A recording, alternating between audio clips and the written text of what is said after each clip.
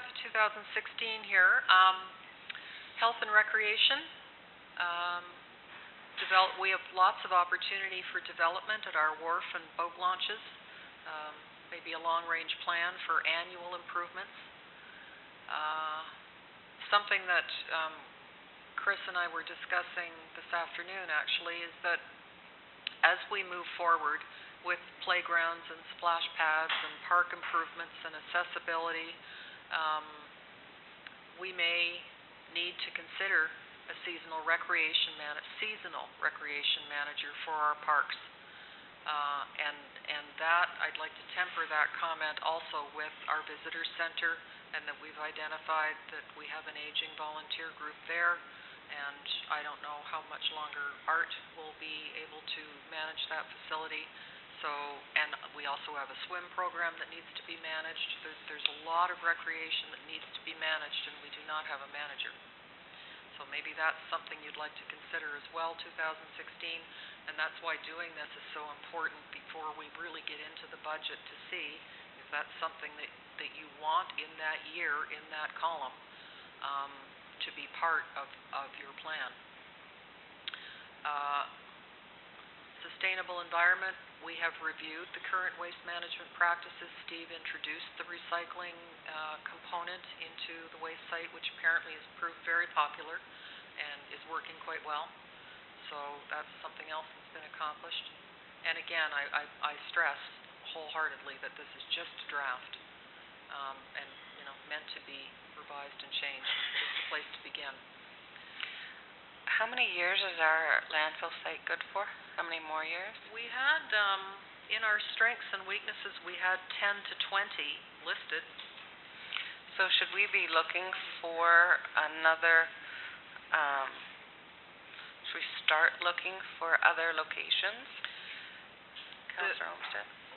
In a report, I do recall, I'm not exactly sure of the specifics of it, but when we were looking at the tenders for the waste management contract at the time, I believe they had our facility at 20 to 25 years, our current facility. Remaining? Yeah. It's my understanding from Steve that we would never get permission from the Ministry of Environment to open another waste site. Everyone's going now to waste transfer stations. And apparently the current cost of building a new waste site is in the $5 million range with all the environmental concerns, but they're not issuing permits for new bury in the ground waste sites, is my understanding from my last discussion with Steve. That transfer stations and then hauling the garbage out is what they're allowing. Mayor Johnson? If we start now, we might get permission to go higher than the original plan, farther out of the ground. That's something that they're accepting somewhat. That might give us another 10 years before, I believe they're moving towards gasification and these transfer plants and whatnot, and it's very expensive. Councillor Mackay? It says here 20 to 30 years. Oh, okay. Right, yes. But I'll certainly ask Steve about talking to MOE about any possible options. Who owns do we own the property going down towards Queen's Line? It's owned by the Hawthorne family. We bought a little piece of it. I believe Councillor McLaughlin. Councillor McLaughlin? No, I think we own right to the blind line.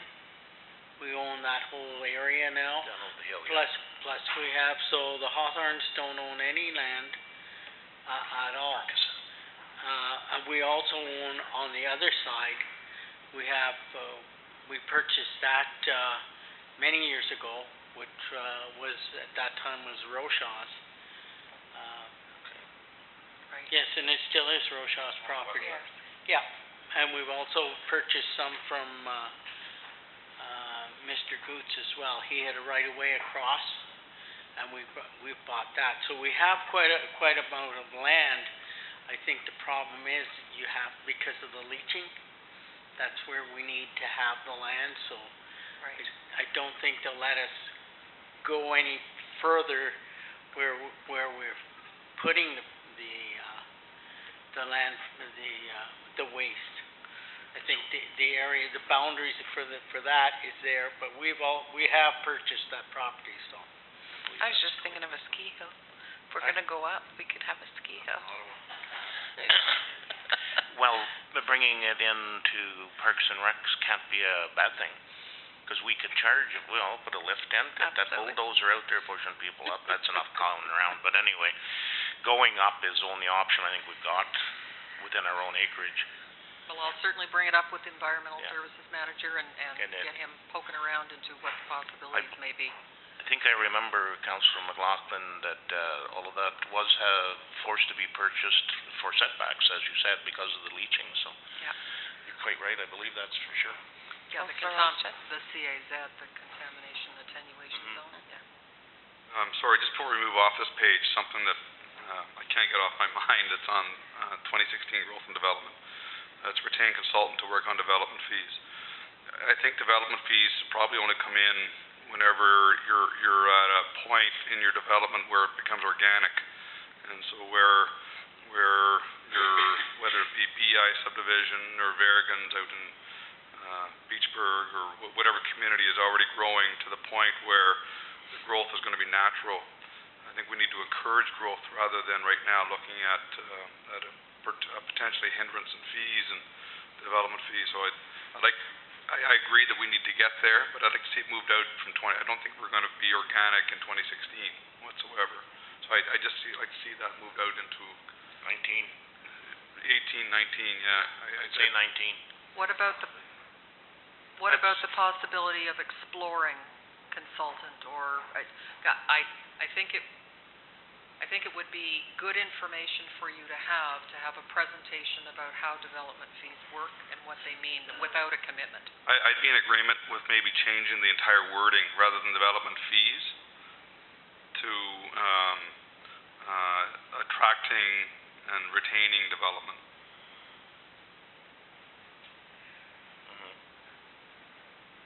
Just as soon as you put fees up there on your strategic plan, it says taxes. And I like it's a discouraging word to have up there. So I think I'd like to turn it into a positive and say how are we going to look at sustainably growing our community, and with the fees will come organic tax levies as well, right? Once they're in, and then you're no different than the Westmeath Industrial Park, where we're looking at some opportunities there. Once you get them in there, they're going to be paying regular taxes and levies anyway. Yeah, I think for some council that don't know what development charges are or development fees are, is you have to identify, if you grow and expand, what do you need to grow and expand with? Obviously with 5 fire halls, we don't need to expand our firefighting. Do we have to expand our recreation facilities if you develop? So you have to identify, before you even start charging the development charges, you have to identify what those development charges are going to go towards and at what percentage. And it's all mandated with regards to percentage. So it's only for new growth. It's not to sustain what's already there. It's for new growth. So for instance, if BEI were to put in development over by the recreation, and obviously there's roads, well, are we going to require another smaller truck to do the smaller roads? Are we going to require, what is it going to cost us? Do we need another man? Do we need another, are we going to need another sidewalk machine? Are we going to, those types of things? You have to understand what is going to be required so that those development charges are paid for by, and part of those fees are paid for by the developments that are going in there, because it is increasing the tax load to the rest of the ratepayers. And yes, I agree that, if we get development, then we're also going to get taxes. But those just kind of cover some upfront costs that we may have to consider. And it certainly doesn't deter development as much as some people think it does. For the longest time, Laurentian Valley, for instance, had development charges, and City of Pembroke didn't. Well, it never deterred development in that municipality. and the fact for commercial taxes, just so you're aware, anything over 40,000 square feet of commercial entity, we build them that, like a Walmart and a Boston Pizza and all of that, we bill them the difference between the tax rate in the city of Pembroke and the tax rate in the Laurentian Valley. So they're in fact paying as much taxes as if they were in the city of Pembroke for anybody that's over 40,000 square feet, commercially based. So it's not deterring them from developing an LV.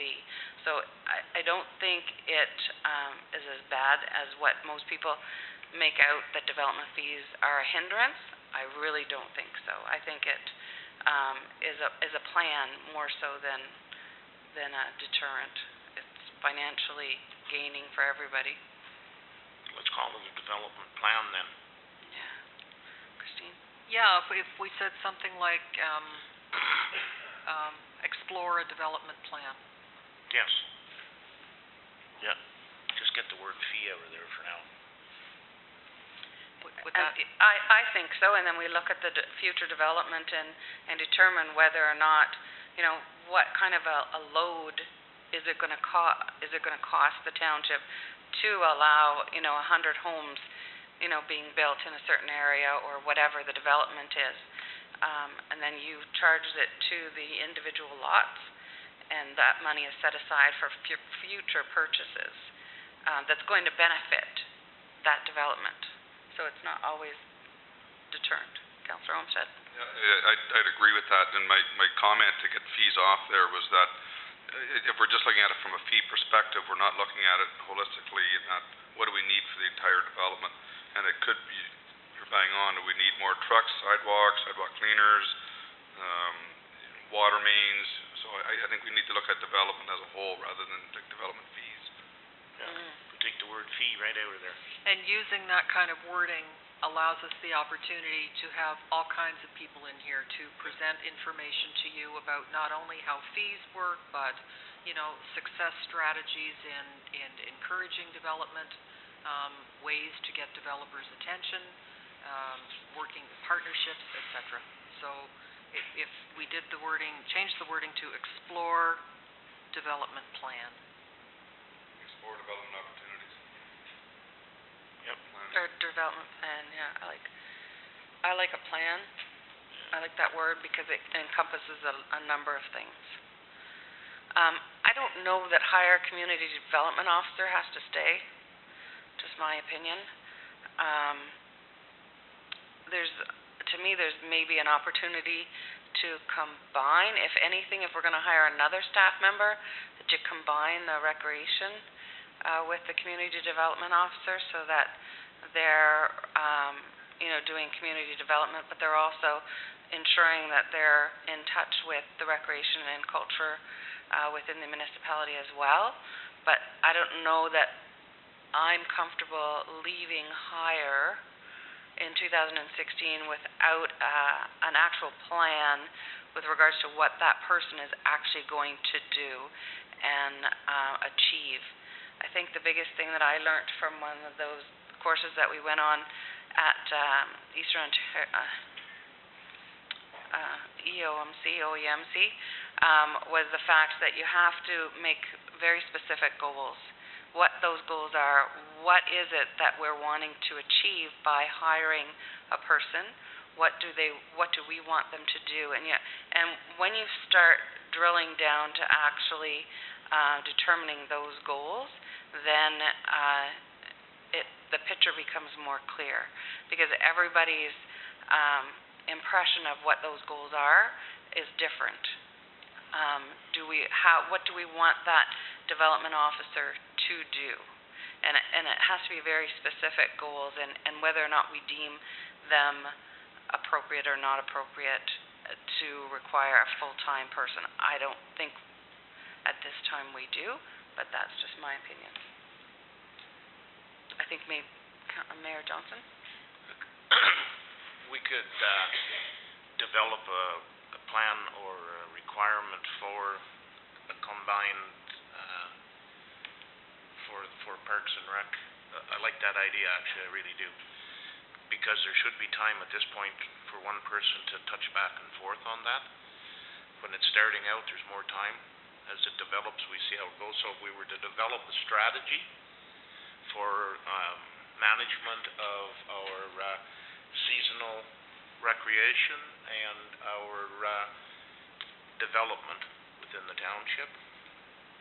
I think to review that and actually set goals as to what council wants rather than strictly leave hire. Christine? If we change the word hire to consider, and then we'd be considering both of those positions, and we also have quite a bit of the community development goal work. Andrew's contract ends in March. Right. So all of the work that he's been doing for a year and a half, that will then just stop. So there's a lot of continuity that can be looked at there. So if we change the word hire, which is a commitment to consider. I just don't know if there's enough time from now until the end of March to determine what those goals are when you're going to be in budget discussions and everything else. I don't know. Well, there may be a bit of a gap when his contract ends, that, the work would still all be valid. Absolutely. But, if it's in the I'm just concerned about a danger that we wanted to gain the momentum here and having it drop off the 2016 radar. So would you be satisfied if I just removed the word hire and replaced it with consider, so you'd be considering that position and you'd be considering a seasonal rec manager? Yeah. I don't know if you want to combine it or what, but that would have to be a whole discussion as benefits and no benefits. Councillor Olmsted? I'd be comfortable putting consider up there because, again, it leaves it wide open to whether it's a combined job by itself, whether you continue on. So I think I like the word consider up there. Yeah. And I guess when you throw it into the budget mix, my fear is that if we haven't had the discussion on what actually we want and what goals we want those positions or that position to achieve, if it's not considered in the budget, then it is going to get set by the wayside. I don't know if there's enough time to consider the actual position by then. If you like, I can have a look at Andrew's list of accomplishments and things he's looking at doing and come up with some kind of basic report about what this person might do. And then what the recreation person might do as well. Just to see if there's a fit, some kind of twinning. It makes a lot of sense to roll those two things into, there's two distinct needs there, and as I have made mention before, that if we don't have someone who's aggressively going out and promoting Whitewater Region for businesses and families to let them know how wonderful it is to live here, they're not going to find it on their own. We need someone to point the way, so that's part of what that position is. But I'd be happy to work on that. Yeah, and maybe it might be a whole discussion, like it might be a full meeting as well. That's a separate discussion. That's my only fear. We're going to be bogged down with meetings come the new year with regards to budget and that. But I think it's important to have that discussion, and then to educate that person as well, whoever is the successful one, because I know Andrew has been with us on a contract period, but knowing whenever that position came up, it was a contract period. What other people, if you offer it as a full-time, what other people are out there with regards to specialties or whatever, and not knocking Andrew in any way from what he's done, but you do get a whole different application process, and I would like to see it be a full application process. Absolutely, and he's understood, Chair, from the very beginning that he would have to compete should the position become available. Mm-hmm.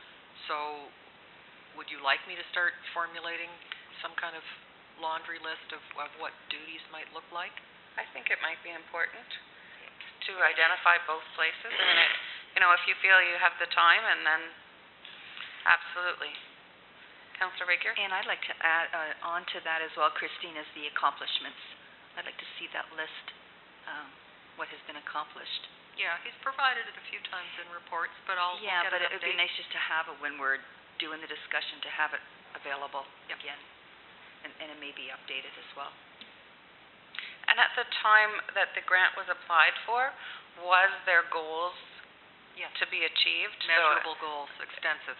Yeah, so if we can see that as Yeah. well, and I know we've briefly seen it, but if we're, pinpointing it right that day, then we can see what, council's, previous council's objective was to hire that person, and if those still apply or they don't apply or whatever moving forward.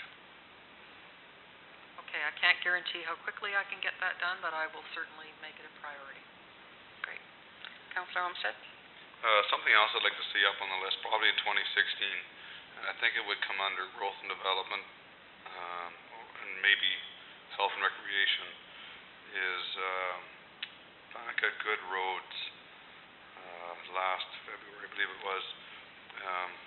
I just happened to wander by a seminar on P3 partnerships, and they used a couple of examples in there, like the Canada Sensplex, whether it was the program that was put together by the City of Canada, the Ottawa Senators, and I can't remember the third party.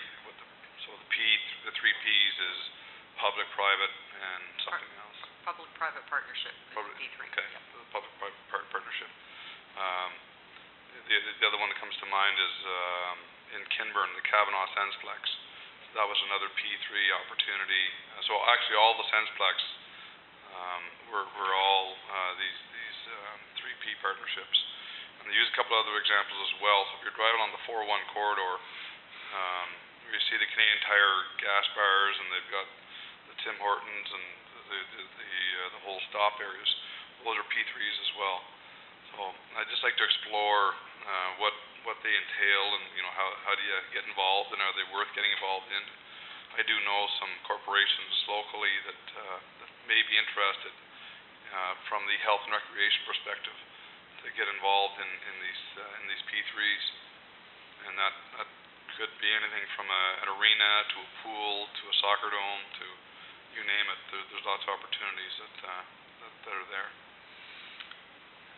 I agree, and I think at OEMC, and I think, Christine, you might have been at the same session as I was, is that there has to be kind of a study made as to what value your publication gives. Well, if you name, what the value of the asset of the publication is, that would have to be a study.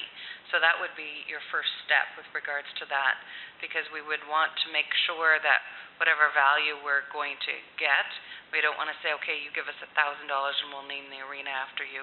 Well, what is it? What is that value? And the company that did the presentation, I think there's other companies out there as well, but that's what they do, is they value the naming of things. They value all of that, your water tower, different things like that. So In that would be important. 2017, just based on that very same thing, Charlene, I had put investigate corporate sponsorship opportunities as a new revenue stream.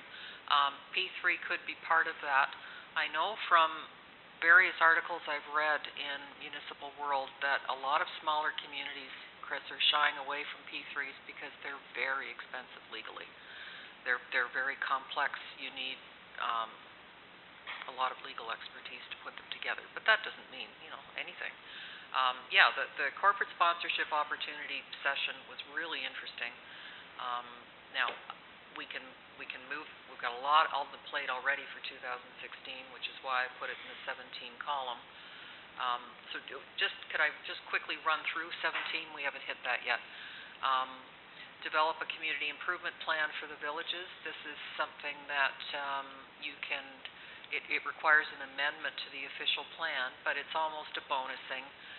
We did it in Cohill. You can, once you get it approved, you identify an area, let's say it's the main street of the villages, and you can put together a program where you allow matching funding. So it could be, if you identify that you're gonna make a kind of sign that we approve, that it's not plastic backlit, that it's got nice gooseneck lighting and it's made of wood with raised lettering, it's a color that's part of the approved color palette, so you don't get purple with pink polka dots down Main Street. If it meets the criteria that council has set out for the improvement plan, then those folks might qualify for a matching grant. So they put $500 in for a new awning and a new sign for their business, and then it would be matched with $500.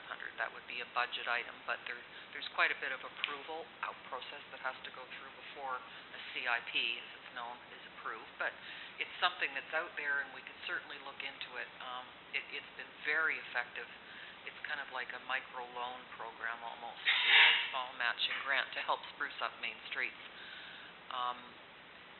Continue focus on regional nature of the township. That's just an item that's drifted through from year to year.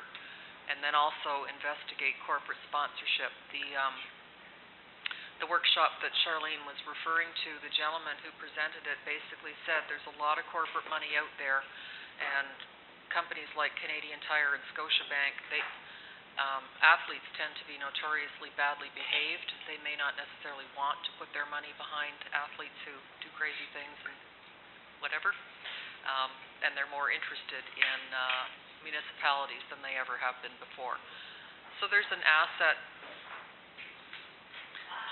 Okay. You can do an asset inventory. We have parks and trails and a water tower and all arenas. We have all kind of things that could have naming rights. But so could I put the P3 along in there with that? Okay. And then the other thing for municipal services, I know we've bounced it around a couple of times. Eventually, it will be time for a new water rate study. I don't know if you want to leave that there or not, but the way things seem to be going with our... When does your water financial... when does that come up again? There's the water license or whatever. I know LV's comes up this fall that we have to apply again. Yeah. And in it, you have to do a financial plan which covers your water rate study as well. Yeah, I know Steve had presented to you folks within the last couple of months that he had just completed his study. The first one? Which I think was 5 years, but I can check that with him. This would be an update on the Watson and Associates study that we've been going on that set our rates, and I believe that was before I was here. I think it was 2011. But the difficulty with that study is that it was bare bones operating, and it didn't take into account any upgrades to the plants. So I don't really think as a baseline it gives you, and we talked about this last year at budget, that it doesn't really give you an accurate, true picture of the costs to run these water plants. So we may be ready for some fresh information. I know the study was $35,000, somewhere in that range. So I can leave that there, I can remove it, I can push it out. I think if you leave it there, and Councillor Olmsted? I'd really like to see in early 2016, the Haley Town site is desperate for help here. I know there's a history there, and I've seen the documentation, but if you look at what's coming to them for the next 2, 3, 5 years, it's just not going to be sustainable for these people to live there. And I know that they're taxed at a lower rate and everything else, but I'd really like to see us invest in some type of a study, and whether it's these people, what are the names of the people that did the Watson and Associates. Watson Associates, or I believe there's got to be some other community out there, whether it's in Ontario or Canada or Europe or somewhere that has the same type of circumstance, that has figured out a way to alleviate this.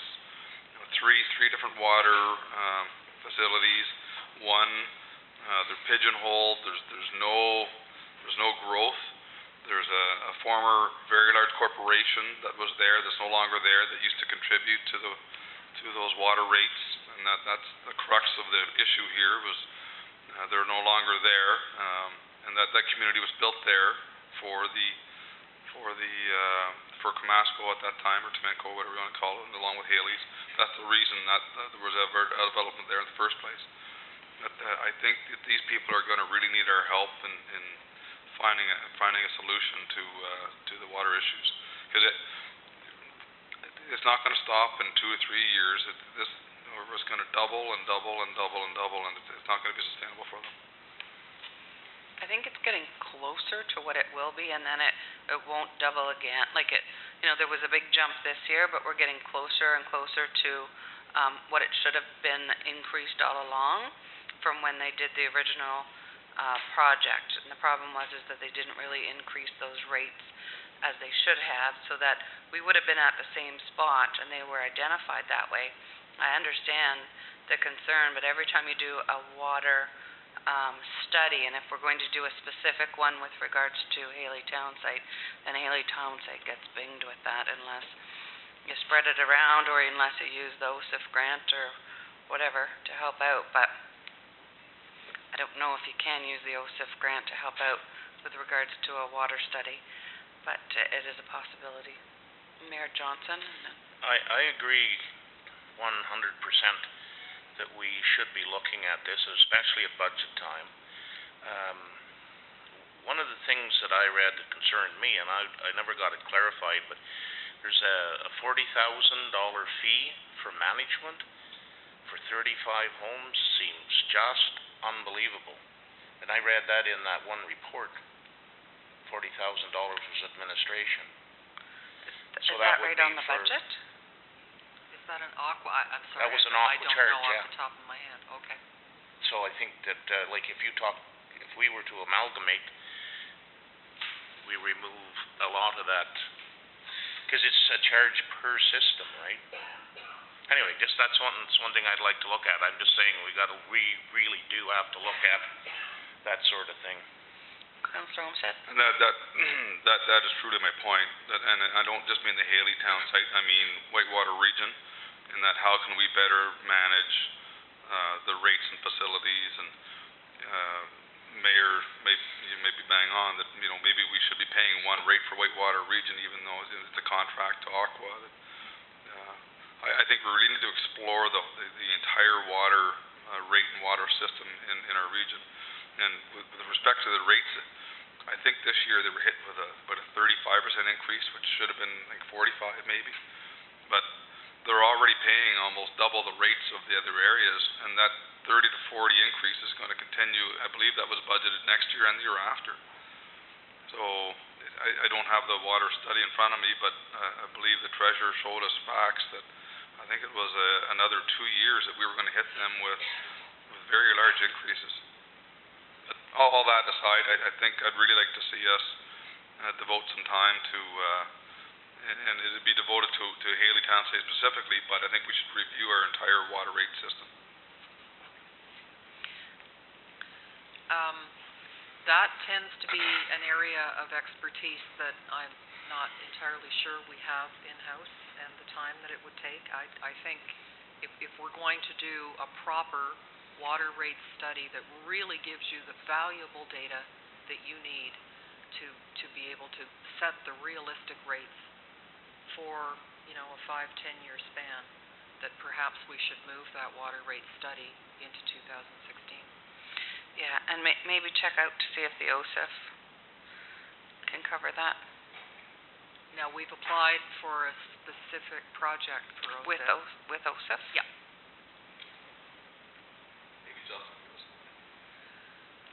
Yeah, OSIF was True Love. Oh.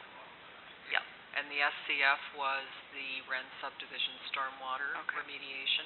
But that's not to say, and particularly now that the Trudeau government has made all kinds of commitments, let's hope they keep them, regarding new infrastructure funding. But so shall I move the water rate study then into 2016? I would like to see that. In the meantime, Hal, I'll look at the aqua management fee and try and figure out where that stands. But I think we still have open to us, if we do our discussion and get some good information, I think we still have some options in front of us to work with our water system. Like, as far out as, maybe Aqua's not the total answer. Maybe we should go back to us managing it, and like all of that has to come back into play. Like, we have to discuss the whole thing, right? I think we got to see where we can go. There was a complete financial analysis done by the previous treasurer, and we're in a far better financial position using Aqua than going alone. And that may be so. I think we should be looking at every option. I'm not saying, like, I'm not promoting let's do it. I'm promoting let's look at it again. 2 years, 3 years can make a difference in fees and so on and so forth. The other thing that we do have to do next year is the asset management plan has to be all-encompassing now with all of the assets, and not just roads, bridges, culverts, all that, water, sewer that had to be done in the end of 2013. By the end of 2016, we have to have an all-encompassing. So your recreation facilities, your municipal buildings, your vehicles and equipment, and everything has to be updated in your asset management plan. So that needs to be put in there. I know you have long-term financial plan, but I think that update asset management plan. Take out the long-term financial plan, because until you get your whole asset management plan in place, you're not going to be able to develop a financial plan. So how would you like to see that worded? Develop? Update asset management plan to required levels in 2016. Could move that, develop long-term financial To 2017. With the water. And if we do some of the stuff this year that has to be done next year, that's just a bonus. So move the water rates into 16, push the long-term financial plan to complement the asset management plan to 17. Yep. And then do we have, I sent out that accessibility information. Do we have an accessibility Yes, we do. plan? Yeah. Okay. And Hope is working on a plan for that. We're completely in compliance. Okay. So, but moving So forward. would it be update accessibility plan according to requirements and not Yes. create accessibility plan? Is that accessibility plan on the website at all? Do you know? Should be.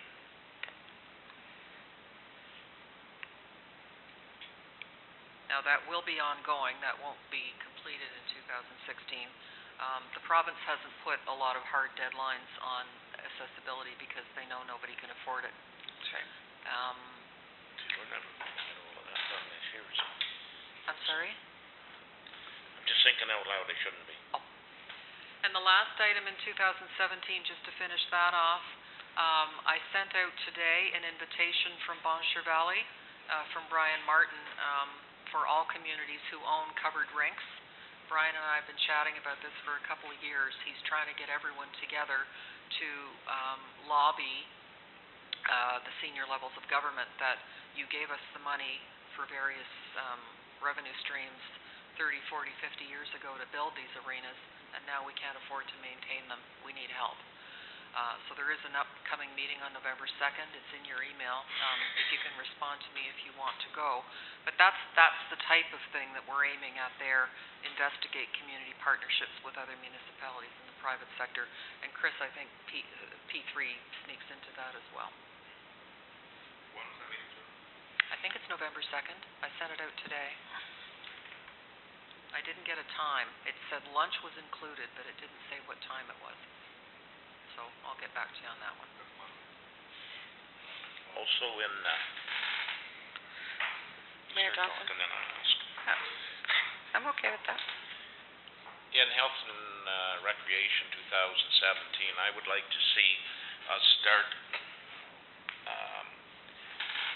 putting together, I hate to say committee, but an association possibly is a better word, for our trail system, because we are going to have to administer it,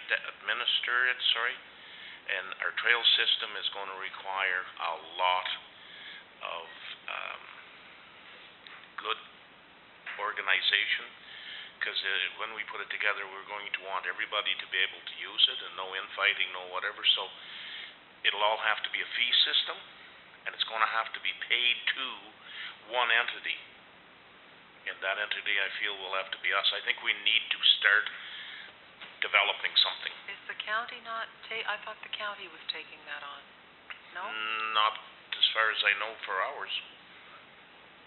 No, so we would need, this association or whatever could align with theirs. That's not a problem. But what we're going to have, we've got a lot of interest from people in tourism right now in this system. I think that was pretty evident last week. And the only thing is we can't have one shoot forward and the rest fail, because we'll fail with them. So we have to administer it, and we have to do the administration of it. We have to be who they pay, and we have to know who we pay to, and who looks after and what, and Would so that forth. then be Developed Trail System Association?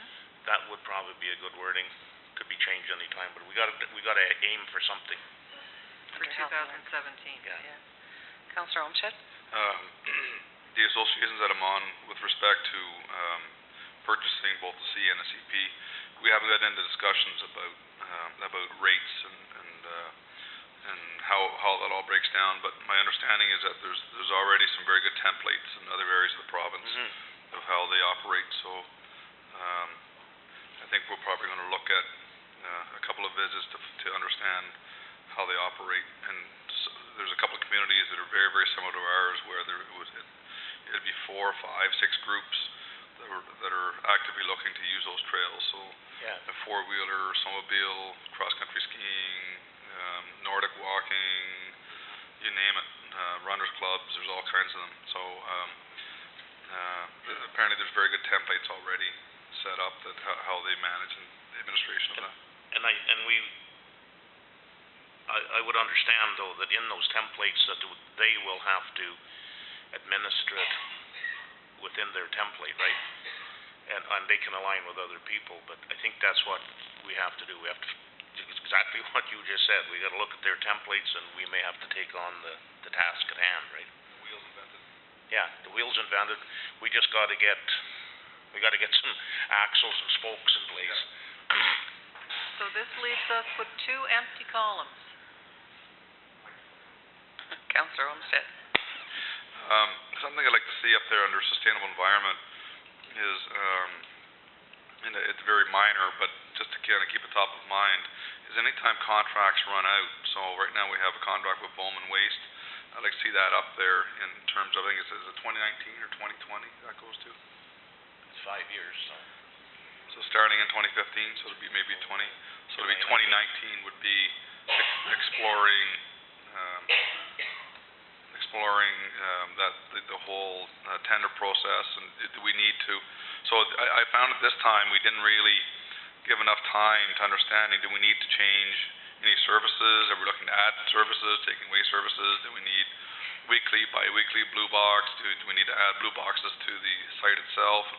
I think we should be 6 months to a year out before that tender ever goes out to understand what changes we may need. So could we say review environmental services? 2018 then. Waste collection and recycling collection. 18 Yeah. or 19? Where do you 18 want? if it's gonna be due in 19, yeah. It's to start in 20, but we need to have the tender process started in late 19. Because it would expire 19. Because, Yeah. Councillor McLaughlin? I don't think there's any use of doing it any earlier than 19, because at 19 you'll have a new council. And that's why we had the 5-year term this time, so that we wouldn't run into the same problem as we're going around the table with, because the new council was just voted in, and this contract showed up right away. So now it's a 5-year contract, and I do agree it needs to be looked at, but I don't think it needs to be looked at before 2019, when you'll have a new council in. at that time, so I would put it on 2019. Yeah, that, I remember that conversation. That was the whole strategy behind the 5 years. So, there's one lonely item in 1819. Councillor Olmsted. The other thing I'd like to see up there is, a review of any existing contracts and call it every 2 years, and I agree with Mayor Johnson's remark earlier with respect to Aqua. I don't think any of these companies should get an understanding that, you know, we're married to them. Now that they're in, we're married and it's good. I think they should all understand that this is an ongoing process. So we need to review it every couple of years because, again, just for the buying background, I've seen a history of people get comfortable and all of a sudden there's an increase in fees and they sneak something in here and there. And whether it's intentional or not, I think that people just get too comfortable in relationships and things become easy. So I think I'd like to see, for instance, Aqua may be a good example. I don't know how many other companies we're locked into contracts with, but like for instance 2017 may be a good opportunity to do a complete deep dive review on Aqua versus our own. Is there any other examples of companies that we're locked into for those types of services? Well, There's some hazardous waste. This is why I need staff here sometimes. I know there are other contracts. Hazardous waste certainly is one of them, along with waste pickup and recycling. So, guide me then, please. So is that, maybe we don't add it right now, but can we get a list maybe of who we're locked into contracts with currently? Probably the auditor and stuff like that. should we be looking at some point? We don't have a locked-in, sorry Hal, we don't have a locked-in contract with the auditor. We appoint them by bylaw on an annual basis. Maybe we should look at tendering that process out. Insurance, health insurance. Oh, yeah, for sure, we need to look looking at that, insurances and stuff. Should, I'm gonna be the devil's advocate here, but should we be looking at long-range plan that, for instance, if we have trucks go down, should we be putting, contracting out some of our work? Instead of buying mowers, should we be contract outside, roadside mowing, or should we be looking at that to see which is most effective?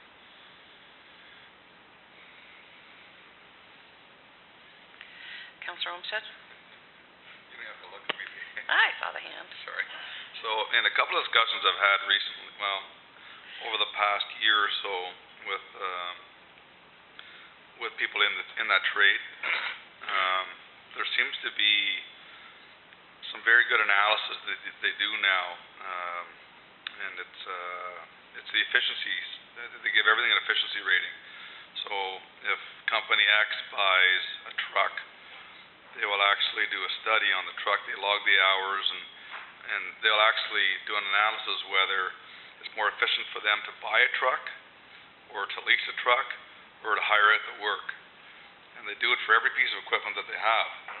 And it's you think of the money we spend here on equipment, and I think it's something we certainly wouldn't get into it very quickly. It's something that would take time to get into, but I think it would help you become pretty efficient. And I think you might get an eye-opener. For instance, this one example that I gave, it turned out that it looks like some of our equipment is actually over-efficient.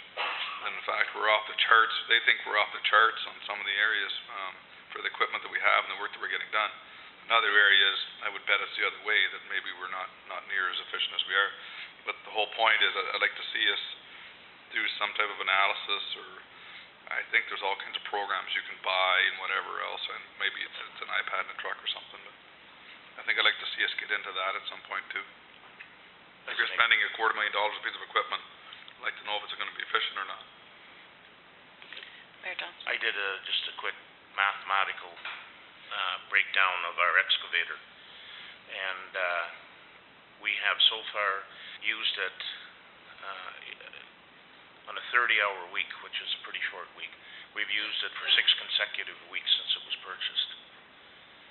So you take the price that we paid for it, debenturing if it was there or interest we paid, and you work that out to 6 weeks over the time we've had it, and then you look at renting the same piece of equipment as you need it, and that's how you make your analogy, and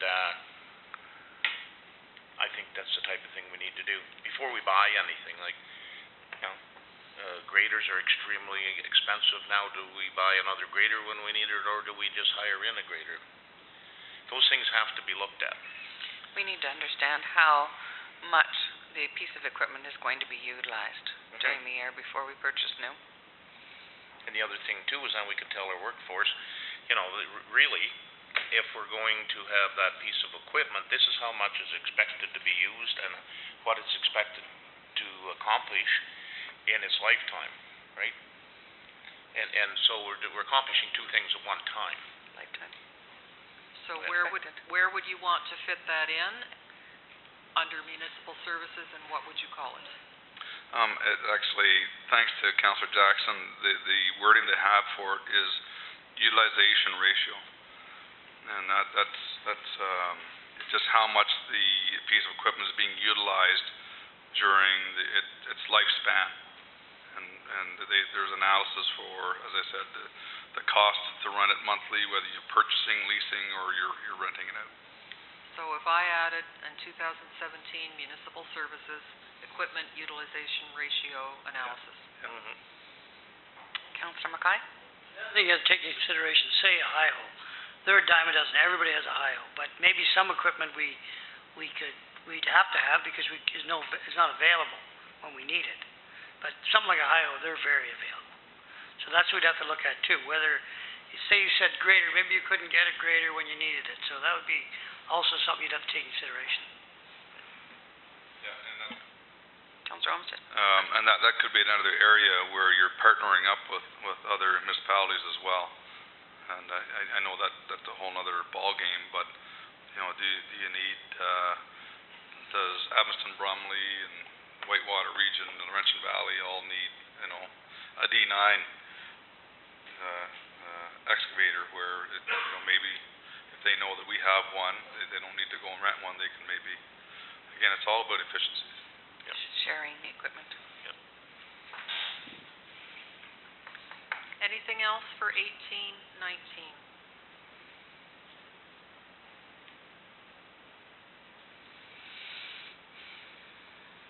Now, bear in mind too, please, that as we progress through this, much like some of the initiatives in 2015 got pushed out into 2016, it's never a bad idea to leave a little room at the end of the plan, because things do tend to migrate through the years as they, with all good intentions, there's only so much that can be accomplished at one time. I can see personally Mayor Johnson? That 2016 we will unlikely be able to accomplish everything on that. I can see quite a bit going over to 2017. There's some pretty heavy loads on 2016. I also feel we should attempt to get them started because I think they're key, but I think we'll be spanning them ahead.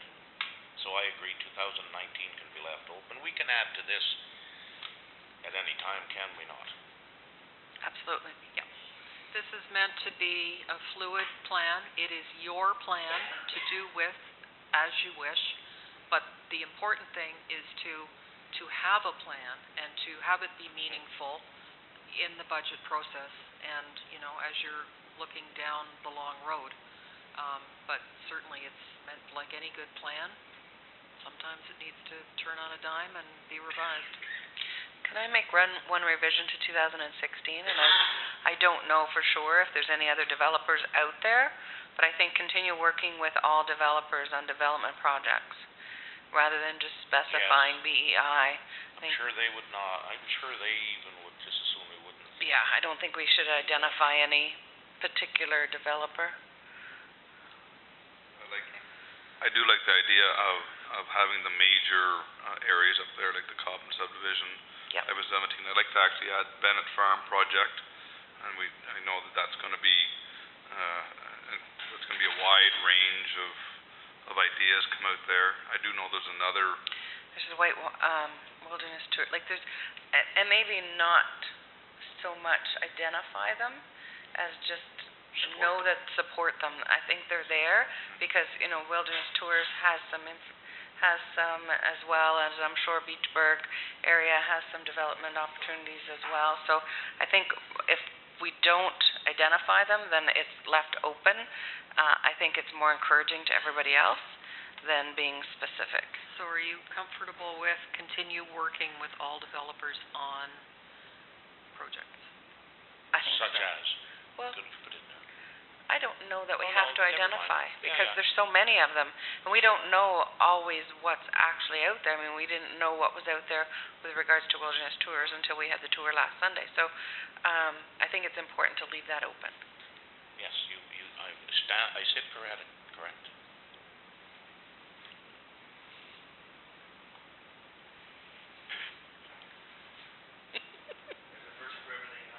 Well, how about you let me work on this then, and I'll put together a draft. I'm sure some of you will remember things that I maybe Councillor haven't. McLaughlin, do you have? Just before you go ahead, Christine, something that's been really bothering me over for quite a long time is these building demolitions, and they're just filling up our landfill. And somehow I think we need to look at some way to decrease. I always keep saying I'd like to see them stockpiled and then ground and then buried. And I think we need to keep pushing for something. It's too bad Steve wasn't here to lead to my question, but I think somewhere that needs to be put on the plan, that because we are not, as the mayor says, we may be able to go up with our landfill site, but we're not going to be able to go any wider. Yeah. So some way we have to keep reducing and not just recycling. I'm thinking some way to compact, whether we have to even tear up the landfill and grind it, something so that we have that land, and that land is very valuable to us, and we have to somehow find a way to decrease it, because when it comes to doing these transfers, it's going to be like the water situation. It's going to be very expensive. So some way we need to be looking at the plan, and sooner than later. And could that be like put as a sub-bullet underneath review current waste management practices? Under sustainable environment for 2016, Sure. that we identify that in particular because it is a big issue. Yeah, Steve is on holiday this week, or he'd be here, but, yeah, he's raised that a number of times. I know it's a concern, and I'm not sure. Now, I can either put it into the strategic plan, or I can add it as a committee item to the next environmental services committee Both. coming. I think, yeah, both. I think that Councillor McLaughlin hit the first railroad spike on the head of this is very key, and it needs to be on this year's radar immediately. I think that's an absolute must.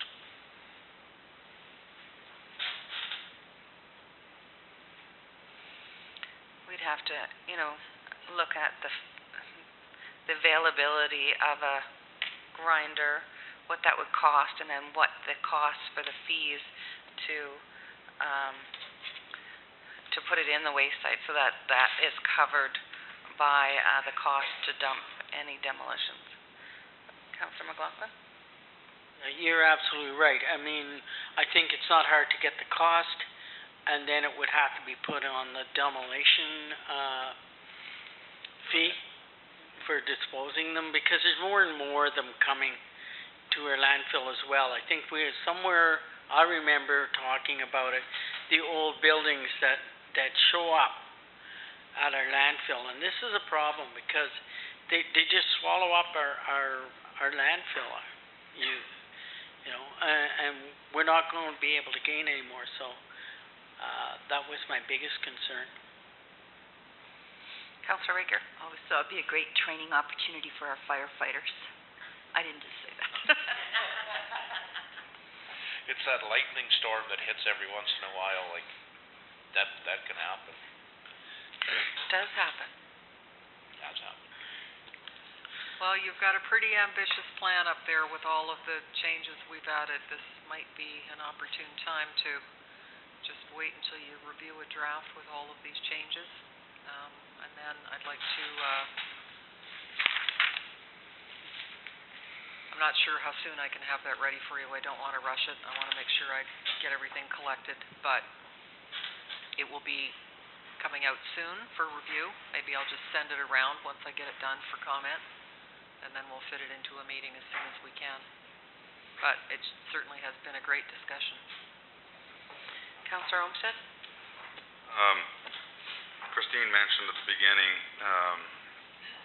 perhaps a legacy for this council. And we had a meeting here probably 5-6 months ago that the mayor had run, just an informal meeting. And I still strongly feel that the legacy, that there's a very defined legacy that this council can leave, and I think we're off on a good start. But I decided to put it down on paper today. So legacy that I have envisioned is to foster an atmosphere for the encouragement of sustainable economic growth and development for Whitewater Region. And if you think about that, is foster the atmosphere. And I think that if we really work on the atmosphere that will encourage that sustainable growth and development, I could get into the provincial Liberals and stuff like that, but in terms of fostering an atmosphere for business development and growth and that kind of stuff, but I really think that's a legacy that we can leave, is to leave that encouragement here. Can we put that right in under opportunities? Well, I like those wordings. that's the kind of language that really, it certainly could go in under opportunities, but it could also go in as this kind of blanket statement to where do we aim to be, if you wanted to. That is a possibility. Okay. Go on our mission statement, just follow for all and go and Foster opportunities. and foster opportunities and whatever, right there. Because we have a period, then you can go anywhere from after a period you want. Can you give that wording to me again, Chris? And foster opportunity. Sorry, it's foster an atmosphere That's the only thing I learned. for the encouragement of sustainable economic growth and development.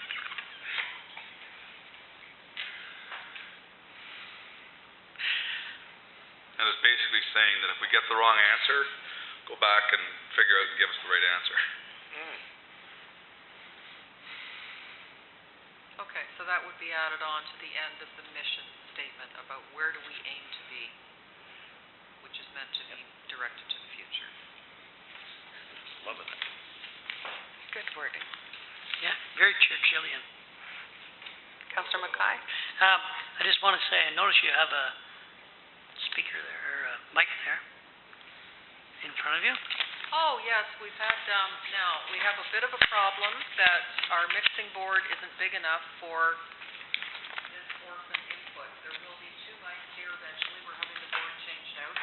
It's only another $250. And now we've got that there, so we're good for now, but we will be better as soon as we have an extra input over there. That's good that them guys don't have to get up and come all the way over here all the time. All right, good work. Awesome.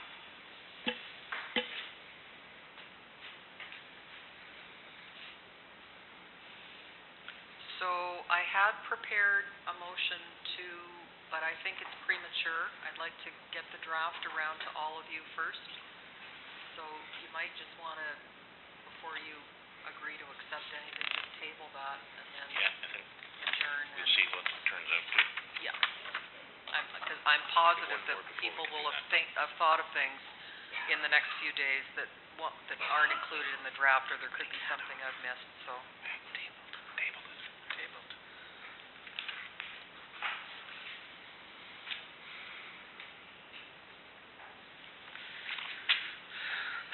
Are we ready for this?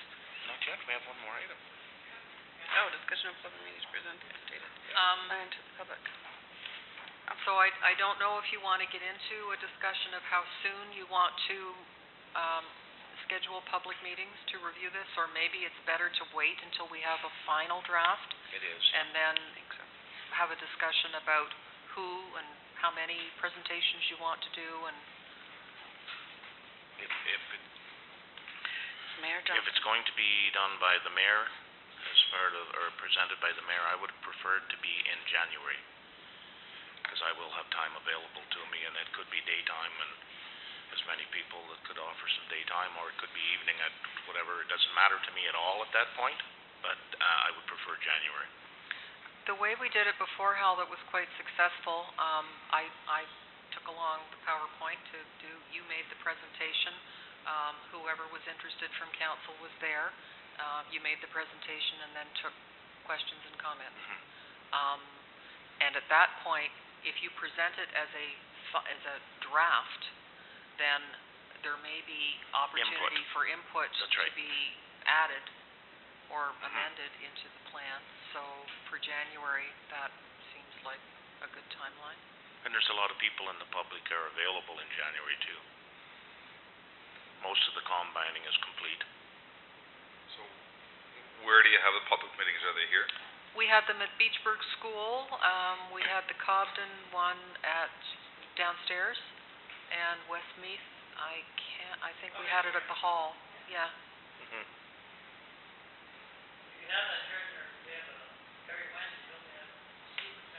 Yes, we could eat. Once a month?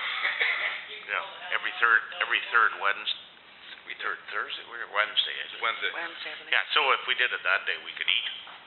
And we guarantee there's gonna be lots of people.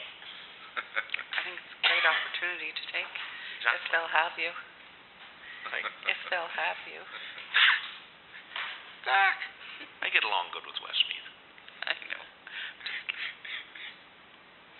Every time I've been there, they fed me. You should have been, they had a wonderful meal there on, Oktoberfest. Oof. We did discuss having meetings in other areas of this municipality, and I can't remember exactly what that looked like.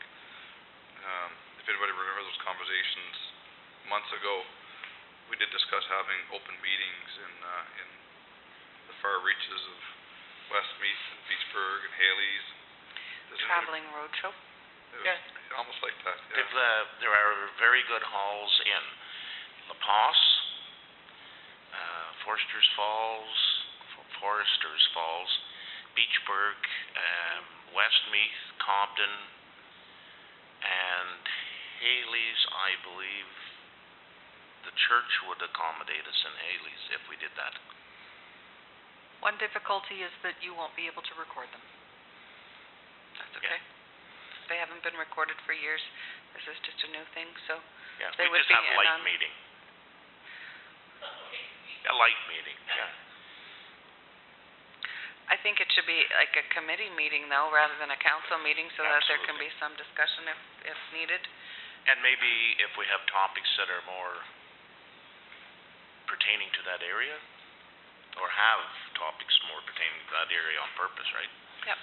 There's also the possibility, and we had discussed this in early days as well, that something else you might want to do, and/or our town hall meetings, where it may not even be a formal committee process, but a town hall meeting where people can meet and greet and bring their concerns and have a microphone to have a forum and have a discussion.